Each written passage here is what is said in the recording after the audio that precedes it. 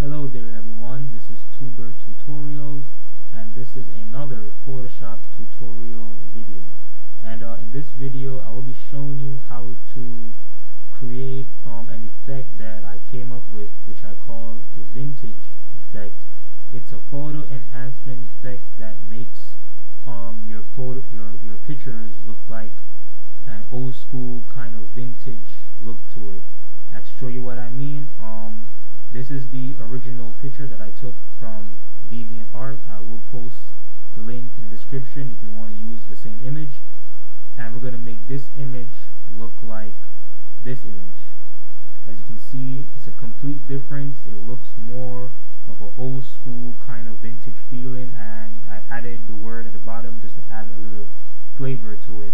So I'm going to show you how to create this effect. It's very simple. You will learn it just like that. Let's go ahead and minimize these, and we're going to go to Photoshop. I already have the image opened up. First things first is to unlock your layer. So you double click on the background and hit OK, and your layer is unlocked.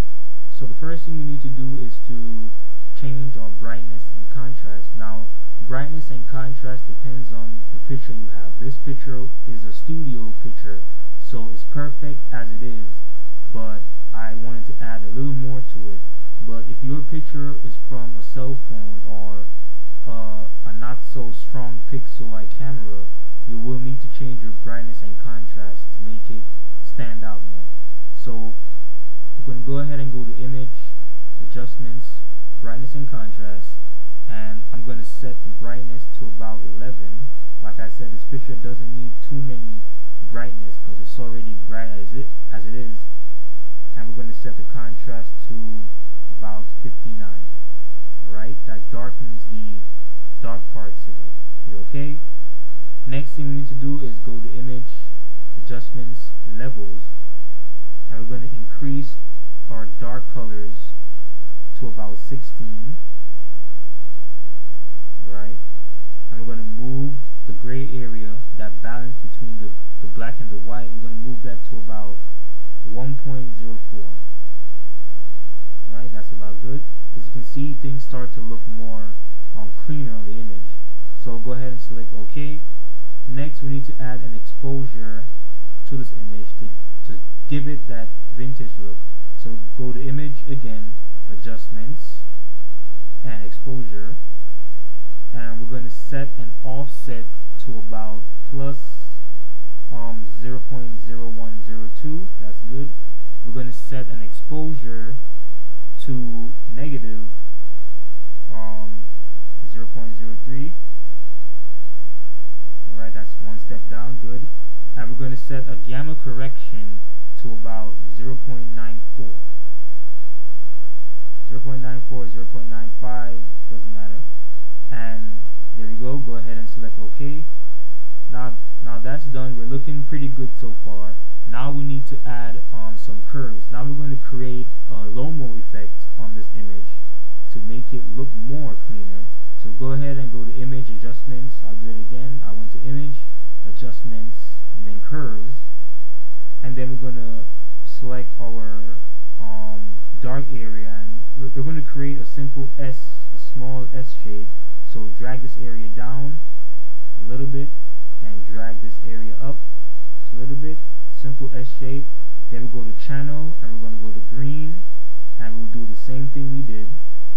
This area down a little bit and this area up a little bit. Let's drag this down some more. That's good. Then go to Channel once more, go to Blue, and then we'll do the opposite that we did with the first two. We're going to bring this area up just a little bit and bring this area down just a little bit. Bring this up some more, and there you go. We got a simple lomo effect. And select OK. Now we're looking pretty good so far. All that's left to do is to get the vintage look going on. So what we're going to do, we're going to create a new layer, and we're going to overlay this layer, the bottom layer, with a purple kind of look, just to darken it some more. So we're going to go ahead and select our color palette area right here. We're going to select that part, and we're going to select a color with a hex number of 3F0186 and go OK, and we're going to go to our paint bucket tool, and we're going to make sure you have that new layer selected, and we're going to paint over it, and then we're going to go to our blending mode, and we're going to set a blending mode to soft light. Alright, and we're going to bring down our opacity to about 50. About 50 is good. That's looking pretty good. 50, 51.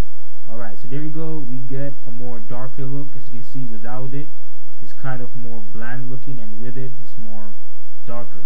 So now all that's left is to add the vintage effect, and we're going to go to make sure you have that bottom layer selected. We're going to go to layer, new adjustment layer, and we're going to go to gradient map. Select that, hit OK, and then on this part we're going to click this color palette, the gradient area, and this effect is the one I created, so it will not be in your presets. So you can go ahead and create it. This is the one I created. So the black part, which is this one, the hex number is 290A59. That's 290A59, and the white area, which is this one, is FCB069. That's FCB069. Hit OK, and then hit OK. Once you got that down, just hit this part to minimize that area, and we're going to make sure you have that gradient map layer selected. We're going to go to blend mode, and we're going to leave that to normal. Don't change anything. And then we're going to change our opacity to 40%. Bring that down. As you can see, that vintage look is coming out a little bit more. 40%. And then we're going to bring the fill down to about 86%. Alright, and that's just about it. As you can see, with all the layers off, it just looks like a regular image, just enhanced. When you add the two effects, you get that more vintage kind of old school picture look to it. And all that's left is to add the text that I did, which is the word vintage at the bottom here. That's just a little spice thing. You can add anything you want. If you want to add the person's name or anything you want, so go ahead and select our text tool, and the font I'm using is Caviar Dreams. Caviar Dreams does not come with Photoshop CS2, I think. You'll have to download the font from a website. Just Google Photoshop fonts, and you can download it, and from millions of websites that have fonts. So we're going to click on our image, and I'm just going to type the word in all caps, vintage, the check button, and we're going to position that to the bottom of our image. And we're going to go ahead and change that color. So we're going to double click on the text layer, go to the color selection, and we're going to add a color with the hex of FCE7AF. That's FCE7AF. Hit OK. The check button. Alright, so now we need to add a stroke to the text to make it stand out more. So we'll go to right click on your text layer, go to blending options, and then go to stroke. Alright, and hit OK.